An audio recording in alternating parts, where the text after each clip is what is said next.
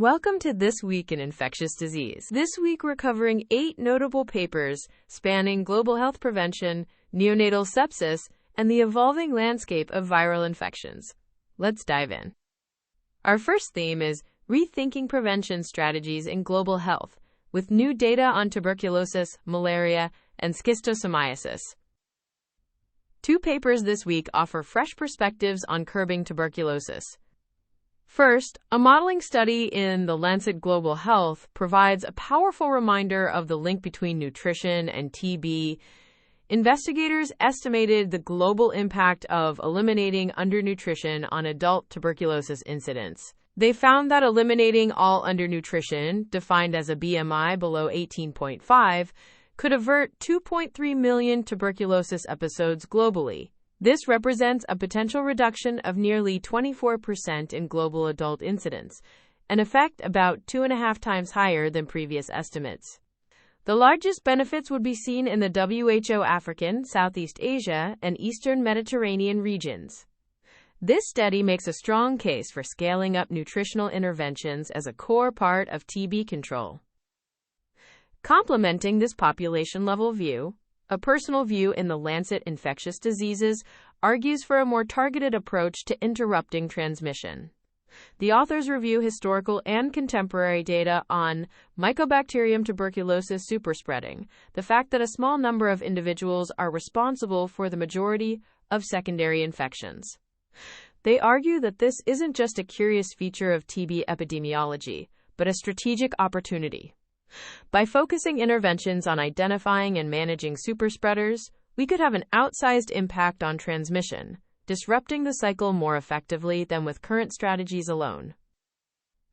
From TB, we turn to malaria. In a landmark paper, we now have mortality data from the rollout of the RTSS malaria vaccine. This was an observational evaluation of the cluster randomized implementation program in Ghana, Kenya, and Malawi over 4 years. The program involved routine delivery of a 4-dose schedule to young children. Results. The key finding is a significant reduction in all-cause mortality, excluding injuries. In children eligible for the vaccine, its introduction was associated with a 13% lower mortality rate compared to areas without the vaccine. This means the vaccine averted about 1 in every 8 deaths in this age group. This impact was achieved despite relatively low uptake of the 4th dose, which was only about 40%, although coverage for the first 3 doses was higher, around 71% for dose 3.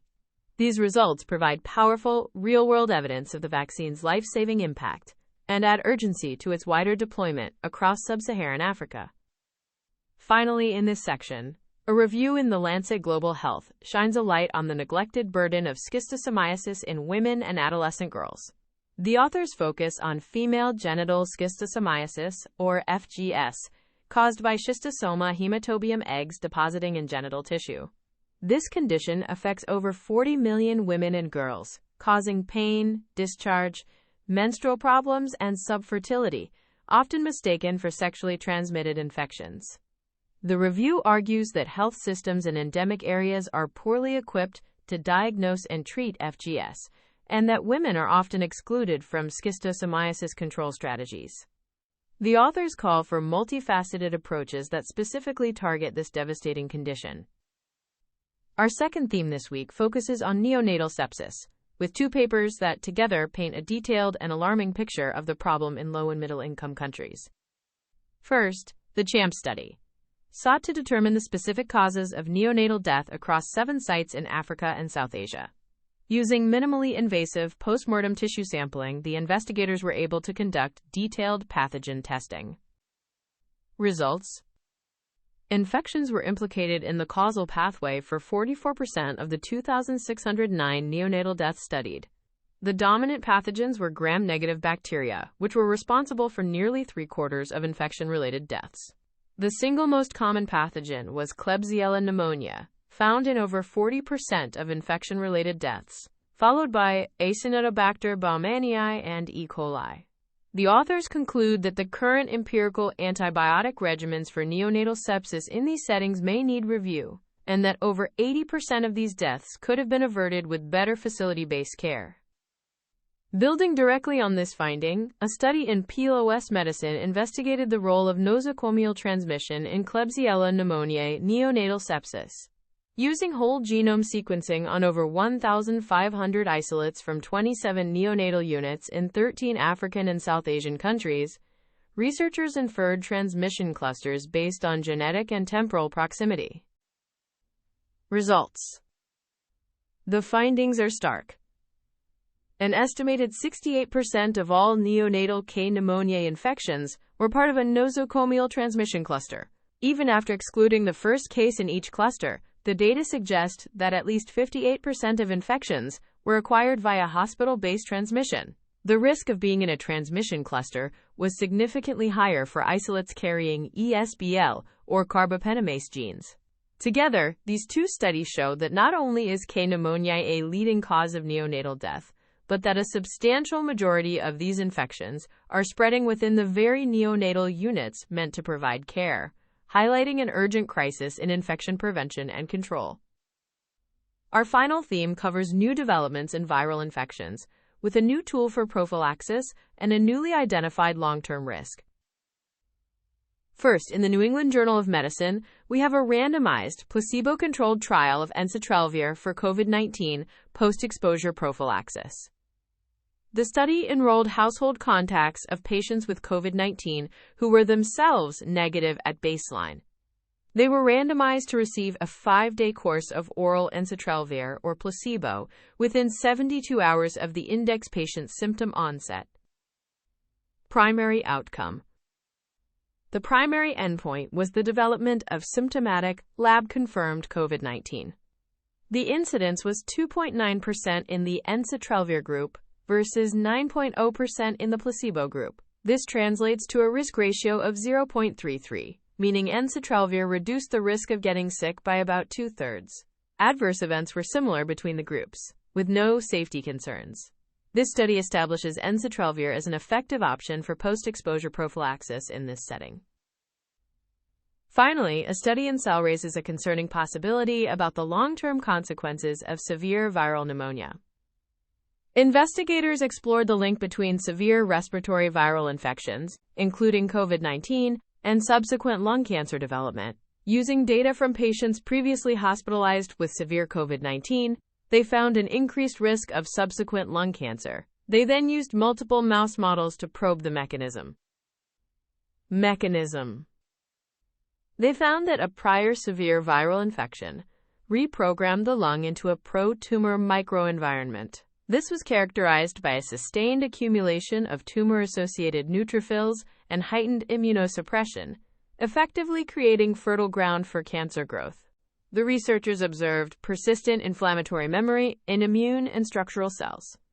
Importantly, vaccination helped mitigate this infection-enhanced tumor progression in the animal models.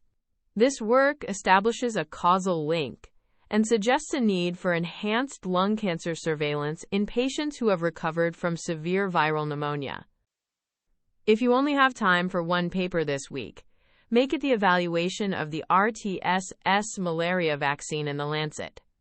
It provides the real-world, all-cause mortality data that confirms the profound public health impact of this new vaccine, validating years of research and providing the critical evidence needed to accelerate its deployment to save children's lives. Here are the key takeaways from this week in infectious disease.